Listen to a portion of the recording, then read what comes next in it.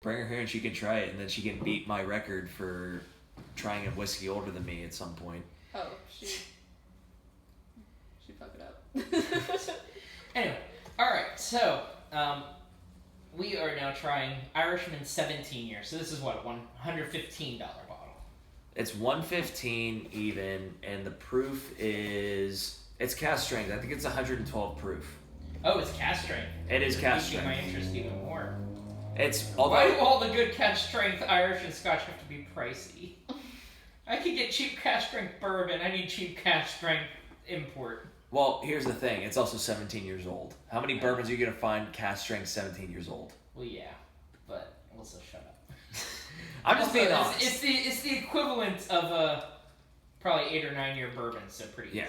But the thing about this is that it's only aged in sherry casks. There's no bourbon casks with this one. Oh, okay. So this will be interesting. We'll see how I like this then. Yes. Because I'm not the most fond on sherry and port cask finish. I don't like sweet finish. If there's any whiskey that's going to do well with sherry, it's Irish. True.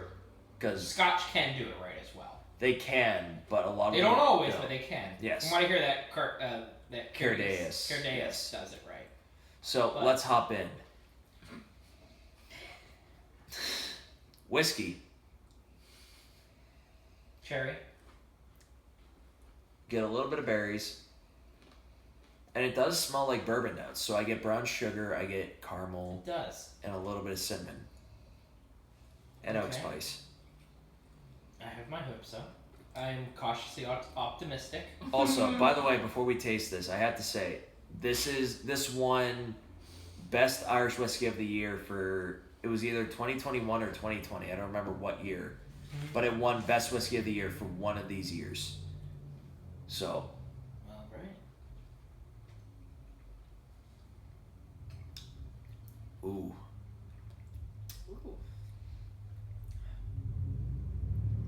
It's oaky.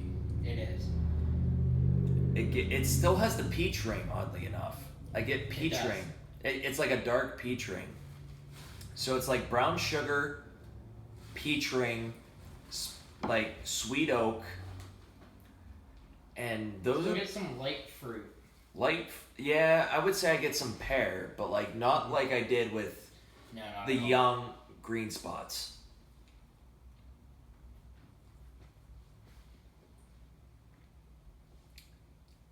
It has a little bit of jammy, like blackberry.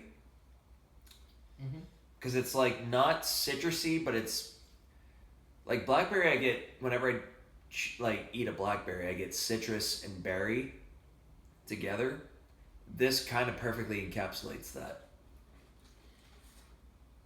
So I will say my verdict I actually liked the blue spot more. I think I have to agree, but this is you know what I want? Way more unique. Too. You kind of want to know what I equate this to? An older cask strength blackened. Oh, I see that. It has more oak. A lot of that blackberry, though. I see that. It brings out more blackberry, and it brings out a little more oak. And that's why I say it kind of relates to the blackened a little bit. I can see it not necessarily comparing super well to a traditional bourbon, but to an American whiskey, especially one finished in brandy casks. Especially black brandy casks, like blackened is. Yes. I can definitely see the correlation. I really like this a lot. I do like it. I haven't had one I haven't liked tonight. I've only had, I think, 2 I would spend the money on. That's fair. And that would be the blue spot, and I think the Bordeaux cask green spot. That's fair. And if I can't get those 2 casks, I would probably buy a regular green spot. Right. But I don't think I'd spend the money on this one personally. But again, that's Mr. Not Into Irish as much talking as well. So. And the other interesting thing about it, this does taste like it belongs to the lineup. It does, honestly. I think it could be not that Irish whiskey notes are generic, but that there's just it's like how brown sugar is so commonly found in bourbon that I think that peach ring, pear, and especially in a cask strength, that sort of brown sugar and vanilla and like creaminess are just characteristic of many of them just by nature. And you know what that kind of belongs to? The single pot still, which... So, the idea behind single pot still is that there's more reflux, so it saves more of the oils of whiskey, while the water vapor and alcohol vapor kind of boil off a little bit more. Whenever you do single pot still, more of the oils are retained, and that's kind of why you get, like, at 80 proof, an oily, like flavorful fruitiness. And, like, even in this, like, even whenever you get in the Glencairn, originally we had, like, super long, like, legs. It coated the glass. The only reason this isn't is because it's higher in alcohol, but it still retains some of that.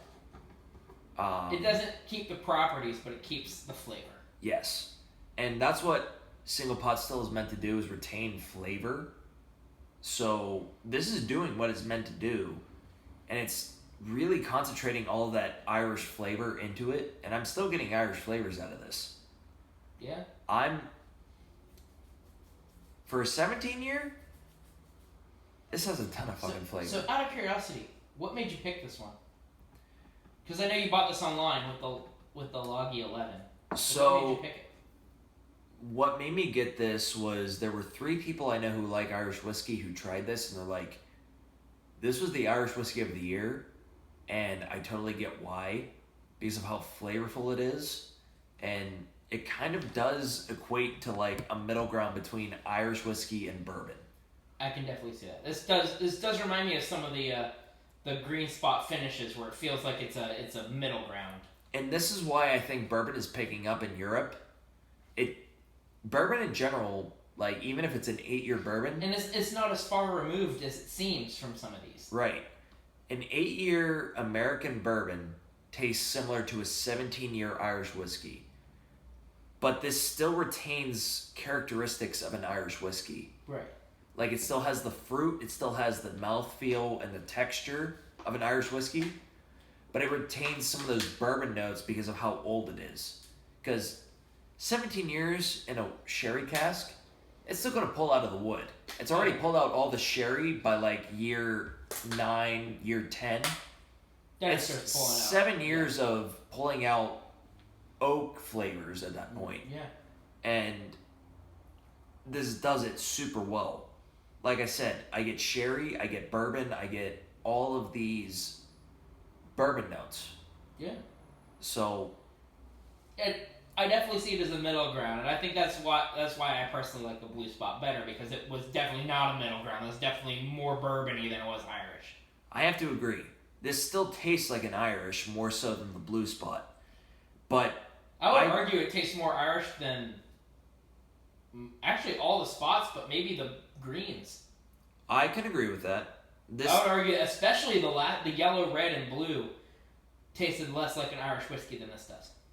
I can agree with that. I can easily see that.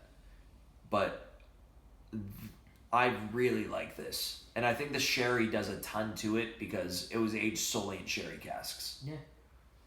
But I expected more of the fruit out of it, honestly. This is a pleasant surprise to me because I am never really a fan of sherry cask finished stuff. But this isn't sherry cask finished. This is sherry cask aged. It's old enough that the sherry is married very well with the oak. Yes. So this is reminiscent of a bourbon, but the mouthfeel is totally different from a bourbon. This is still very oily. And it's and it has a little bit of that Irish funk. Yes. But the Irish funk being that peach ring, the just sort of very viscous, very very just present mouthfeel. Yes. Like all across the board. All of that combined makes that funk that a lot of Irish whiskeys have. And honestly, if you look at the bottle, that's as dark as a bourbon. Oh, 100%.